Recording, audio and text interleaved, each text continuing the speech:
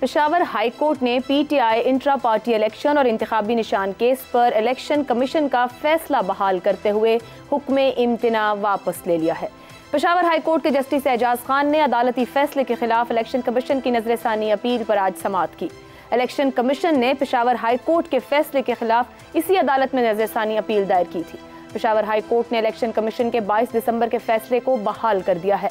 22 दिसंबर को election commission ने तहरीक इंसाफ के इंट्रा पार्टी इलेक्शन कल अदम करार देते हुए बल्ले का इंतखाबी निशान वापस ले लिया था।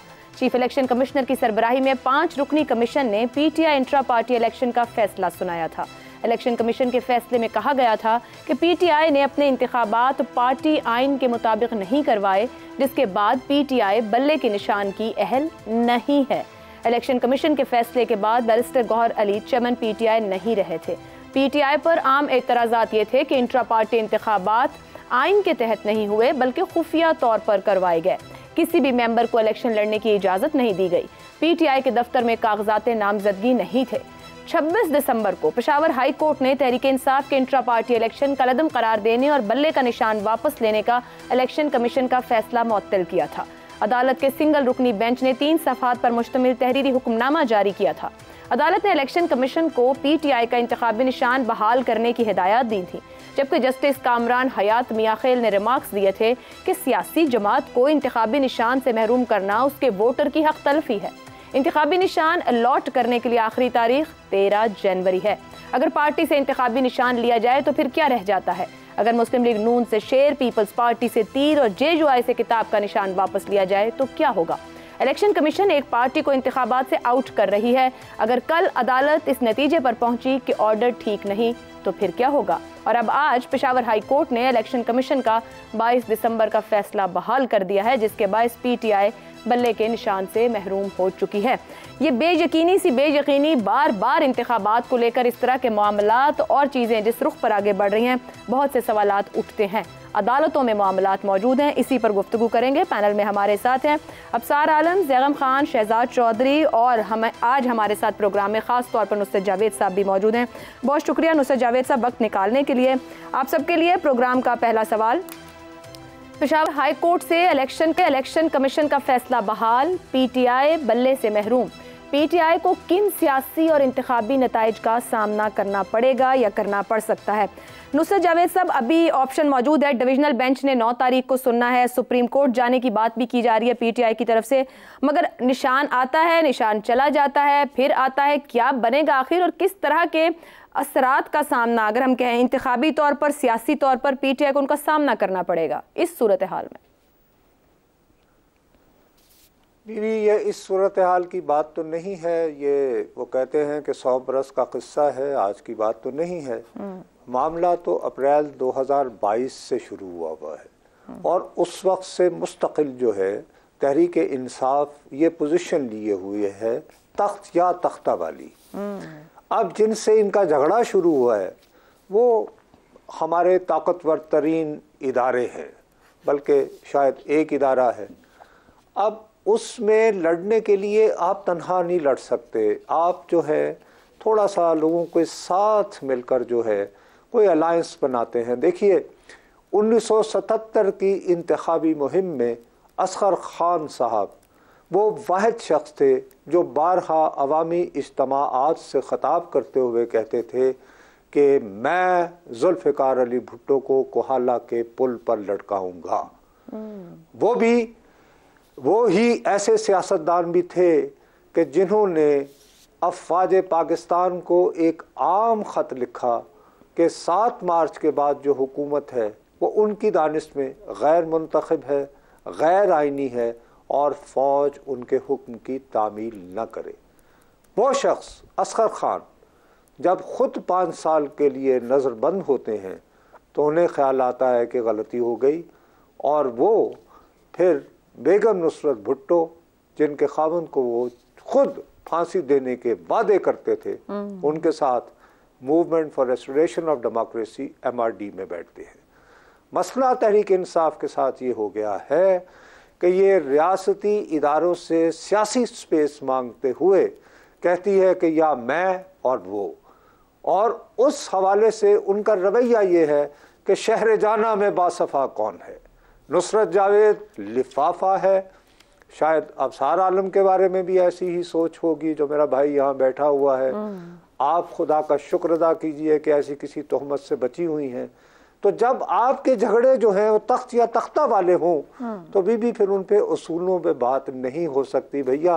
फिर ऐसे ही होगा कि बत्ती की तरह आनिया और जानिया ही रहेंगी, कभी चिराग गुल रहेंगे, कभी बहुत रोशनी नजर आएगी। फिर क्या करें। और ये तमाशा वतन अजीज़ में आज से नहीं, 1950 की दहाई से हो रहा है, बदकिस्मती से। नुसरत जावेद साहब, पता है कलामी की माजरत, बदकिस्मती से ये इतने अरसे से चल रहा है। मगर अभी आपने ऊपर असगर खान का हवाला दिया, हम कुछ उसके बाद के सियासतदानों के हवाले भी दे सकते हैं जिन्होंने सियासी स्पेस को दोबारा हासिल भी किया।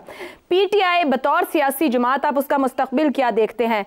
वो सर्वाइव कर जाएगी? उसका मुस्तकबिल नजर आता है, नहीं नजर आता? ये आपने बता दिया कि उनका लड़ने का तरीका या आगे बढ़ने का तरीका तनहा ही है, बचेगा क्या उनके पास? बीबी अगर यही चलन रहा तो वो जो कहते हैं ना, फिर बच्चा जवान होता नज़र नहीं आ रहा। मकसद ये कि कहीं ना कहीं सियासत बुनियादी तौर पर तकाजा करती है कि जब तेज़ हवा चल रही हो, एक चीनी मुहावरे के मुताबिक, तो थोड़ा सा झुक कर को थोड़ी सी दरमियानी राह निकालें। दरमियानी राह निकालने की गुंजाइश मौजूद नहीं है। यही है कि जी एक दीदावर पैदा हो गया है, उसके हवाले सब कुछ करो तो सब कुछ ठीक रहेगा। वरना अब आप ये देखिए, मिसाल के तौर पर अब 11 जनवरी को IMF से भी मुज़ाकरात होने हैं, यानी उनके बोर्ड ऑफ डायरेक्टर्स का इजलास होना है, जिसमें हमें दूसरी किस्त मिलनी है जी। और तहरीक इंसाफ वाले ये तरदीद कर रहे हैं कि नुसरत जावेद को हमने कोई बयान नहीं दिया। इस बात की तरदीद नहीं कर रहे कि हमारी IMF से मुलाकात हुई है और जिसमें कहा है कि साफ शफाफ बकौल उनके इंतखाबात की जमानत के बगैर ये पाकिस्तान को वो किस्त अदा न की जाए। अब बताइए, आप रियासत चला रहे हों, आप रियासती इदारे हों और हमें किस्त न मिले और दिवालिये का खतरा सर पे मंडलाए, तो आप क्या महसूस करेंगे? ये तनहा हुई जमात के बारे में। बस मैं इसके अलावा बिल्कुल और क्या कहूँ। आपने सब खोल के रख दिया। खुदा की कसम से बहुत शौक है। नहीं, अरे क्या कर रही है, मैंने कुछ भी नहीं कहा। मैंने सिर्फ सर आपने कुछ नहीं कहा, मगर सब कह भी दिया मुझे अरे नहीं, लेकिन फिर बस ये बात मुकम्मल हो गई। तो फिर मैं यही बात, शहजाद साहब, तेज हवा में झुककर कोई दरमियानी रास्ता निकाल लेना चाहिए। तन्हा तो सफर मुकम्मल नहीं होते ना, फिर मंजिल तक पहुंचना आसान रहेगा। ये इंतखाबी निशान का जो मामला चल रहा है, बड़ी बड़ी सियासी जमातों के तब्दील भी हुए, पॉलिटिकल स्पेस भी वापस मिला। अब इस वक्त की अगर इलेक्शन की बात की जाए तो बहुत कम वक्त बच गया है पाकिस्तान तहरीक इंसाफ के पास। क्या मुमकिन ऑप्शंस मौजूद हैं? क्या वो अपनी पॉलिटिकल स्ट्रेटेजी को आपको लगता है रिवाइज कर लेंगे, या फिर वो इस तेज हवा के साथ उसी तेजी से दौड़ने की कोशिश में रहेंगे? अच्छा देखिए, मिलिट्री स्ट्रैटेजी के अंदर या किसी स्ट्रैटेजी के अंदर कहते हैं अहदाफ वो होने चाहिए जो कि आप हासिल कर सकने की सकत रखते हैं, कैपेसिटी हो आपके अंदर कि आप वो अहदाफ हासिल कर सकते हैं। अगर आपके अहदाफ ऐसे हैं जो कि आपके अंदर सकत नहीं है, कैपेसिटी नहीं है, तो फिर वो फजूल तरह की एक आपकी एंगेजमेंट है, इन्वॉल्वमेंट है, उसका फायदा कोई नहीं, क्योंकि आप नहीं हासिल कर सकते। असल में अगर पीटीआई को समझ आए, और मेरे ख्याल में समझ आनी चाहिए, उनके साथ बहुत कुछ हो चुका है, अगर अभी भी समझ नहीं आई तो कब समझेंगे। जिस वक्त उनके साथ खेल हो रहा है, या जो उनके साथ इस वक्त जो स्ट्रैटेजी उनके खिलाफ काम कर रही है, उससे फिर मिलिट्री स्ट्रैटेजी में कहते हैं इंक्रीमेंटल एट्रिशन, यानी आहिस्ता आहिस्ता, रफ्ता रफ्ता निहत्ता करना। सबसे पहले मेन लीडरशिप गई, उसके बाद सेकेंड टियर लीडरशिप गई, अब अंडर 19 के भी लाले पड़े हुए हैं, ये पहली कमजोरी है उनकी। उसके बाद बल्ले का निशान, आज आपने कहा कि वो भी चला गया फिर से, मुझे लगता है कि शायद अब वो चला ही जाएगा। अब वो कोई और वजह नहीं बनेगी कि उसको दोबारा से रिवाइव किया जा सके, और शायद जरूरत भी ना पड़े। उसके बाद अब वो स्टेज पे आ गए हैं, चलो बल्ला नाजी कोई निशान दे दो, हम उस पर लड़ लेंगे, यानी वो स्टेज ऑलरेडी आ गई है, बात हो रही है। और जब अंडर 19 के अंदर से भी, और जब अदालत में मामला जाएंगे उन लोगों के जिनके के कागजात नामजदगी रद्द हुए, तो फिर यही पीटीआई बोलेगी कि कुछ को तो रहने दें। तो वो पीटीआई जो कि एक पता नहीं क्या बहाना चाहती थी, एक पूरे का पूरा स्वीप करना चाहती थी, अब वो कह रही है कुछ चेहरे तो रहने दीजिए, चाहे वो अंडर 19 के ही क्यों ना हो, और कोई निशान तो दे दीजिए, चाहे वो बल्ले का ना हो। तो ये पोजीशन आ गई। इससे कहते हैं आहिस्ता आहिस्ता उस जगह पे ले जाना जहां पर आपको पता लग जाए कि असल में आपकी सकत इस वक्त कितनी है, और इस वक्त आप कितना अचीव कर सकते हैं या नहीं कर सकते। तो ये जरूरी बात। अच्छा, दूसरी बात ये आ गई कि इनका असल में फिर क्या सबक आएगा इसके बाद, एंड में वो आएगा किसी तरीके से जिंदा रहा जाए। अब उनको ये पहले दिन से होना चाहिए था कि ये दौर, ये वक्त ऐसा है जिसके अंदर के इतनी जब हमारे खिलाफ चीजें चल रही हैं, हवा हमारे खिलाफ है, हवा मुवाफिक नहीं है, तो फिर कम से कम जिंदा रहना, अपनी हैयत में कायम रहना ही एक बहुत बड़ी अचीवमेंट होगी। याद है जरदारी साहब के 5 साल में उनका सबसे बड़ी अचीवमेंट वो क्या कहा करते थे, मैंने 5 साल पूरे किए। उन्होंने कभी ये नहीं कहा मैंने इन 5 सालों में ये किया, भी मैं नहीं कर सका ये किया। उन्होंने कहा मैंने 5 साल पूरे कर दिए। तो वो आप अपनी जो आपके खिलाफ कुव्वतें होती हैं उनको जब जज करते हैं तो आप रियलाइज करते हैं कि मेरे पास कितनी कैपेसिटी और मैं क्या हासिल कर सकता हूं। तो उनके लिए 5 साल की एक कंटिन्यूस अचीवमेंट ही, जो उसका रन था वही एक अचीवमेंट थी जो उनके पास थी। अच्छा, अब होगा क्या, आहिस्ता आहिस्ता इस दौर के अंदर पीटीआई अपनी जो हैसियत, अपनी जो हैयत है वो आहिस्ता आहिस्ता सुकड़ती जा रही है। अगला मरहला वो आएगा जहां पर के हो सकता है कि जब वोटर अंडर 19 वाले हों और सिर्फ चंद ही कॉन्स्टिट्यूएंसीज में रह जाएं, सिर्फ चंद ही कॉन्स्टिट्यूएंसीज में, तो फिर शायद उस वक्त बल्ला भी दे दिया जाए कि यार अगर आपके 15-20 लोग आ भी जाते हैं और बल्ले के साथ आते हैं और बल्ले की वाह भी हो जाती है क्योंकि उन कॉन्स्टिट्यूएंसीज के लोग निकल के वोट डालते हैं, तो कोई फर्क ज्यादा हर्ज नहीं पड़ेगा। जिस किस्म का डिजाइन है उसी तरीके से सियासी मामला अपनी शक्ल इख्तियार करेंगे। नुसरत साहब, ये जो अफसार साहब बात कर रहे हैं इसी को कमेंट कीजिएगा कि क्या ये जो वुकला के जरिए जो स्ट्रेटेजी बनाई जा रही है, जिसको ये कमेंट कर रहे हैं, क्या लगता है कि आगे डिविजनल बेंच या सुप्रीम कोर्ट से कोई रिलीफ है, या फिर जो चीज अफसार साहब कह रहे हैं कि गलत लोग चला रहे हैं चीजें और मामलात सियासी और उस तरह हैंडल होनी चाहिए, वो बेहतर स्ट्रेटेजी रहती? मैं अफसार की बात से ब्रॉडली एग्री करता हूँ। एक तो मुझे आपसे शिकवा ये है कि मुझसे उम्र में अगर थोड़े से सीनियर हैं, आपके प्रोग्राम में मेरे जलाली दोस्त जो हैं हसन निसार मौजूद नहीं है और बखुदा मुझे कोई इतना मज़ा नहीं आ रहा, प्लीज़ बुरा ना माने, आपका जमाल छाया होगा, जलाल नहीं है यहाँ पे। बहरहाल मेरा अपने भाई अफसार से एक पॉइंट से एग्री करने के बाद मैं इन्हें सिर्फ ये याद दिलाना चाहता हूँ कि ये जमात महज वकला के हवाले नहीं हुई, एक और भी हुआ है बीबी, यूट्यूबर्स के हवाले हो गई। अब आज ये देखिए जैसे लतीफ़ खोसा साहब पाकिस्तान की आला तरीन अदालत में पेश हुए हैं और कह रहे हैं जनाब ये फेसबुक पे आया सारा कुछ।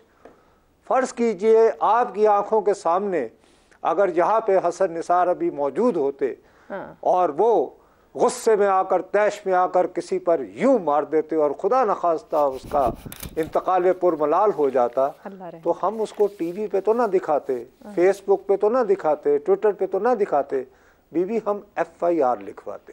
बिल्कुल। आज बार बार चीफ जस्टिस साहब जो है वो लतीफ़ खोसा साहब जैसे सीनियर वकील से ये पूछते रहे हैं कि sir talk about specific cases, exactly cases specific give us. अच्छा, अब आप बताइए जब आप ये कहते हैं और मैं तो फेसबुक पे कहता मेरे घर चोरी हुई है, मैं FIR ना करवाऊं, मैं कहूं जी और मैं जा रहा था जी मेरा देखे मोबाइल ये चोरी हुआ और ये देखे ये जो गाड़ी गुजर रही थी उन्होंने ये देखा है मेरे हाथ से छीना गया है, तो प्लीज किसी ने कार्रवाई नहीं की, इस मुल्क में तो इंसाफ ही खत्म हो गया है। बिल्कुल दुरुस्त। अब ये तो ना करें ना खुदा के लिए। अच्छा, अब यानी परसों की बात है, शोएब शाहीन साहब एक और इनके लीगल स्टार हैं, वो खुद पहले सुप्रीम कोर्ट गए कि जी हमें सुना जाए, उन्होंने कहा फाइन यार हम 11:30 सुन लेंगे, और फिर वो गायब हो गए। वो बाहर आए, यूट्यूबर्स का हुजूम था, उनसे वो गुफ्तगू करना शुरू हो गए, अदालत इंतजार करती रह गई, ठीक है, वो आया ही नहीं। तो ये कैसे हैं कि आप जहांगीर के दरबार के बाहर टल तो खड़काएं और जब नूरजहान के कहने पर शहंशाह जहांगीर कहे कि हाँ कहाँ है फरियादी, और फरियादी की तलाश हो, ठीक हो गया, तो कहाँ से फिर आप, तो फरियादी की तलाश फिल्म का नाम होना चाहिए, फरियादी की तलाश।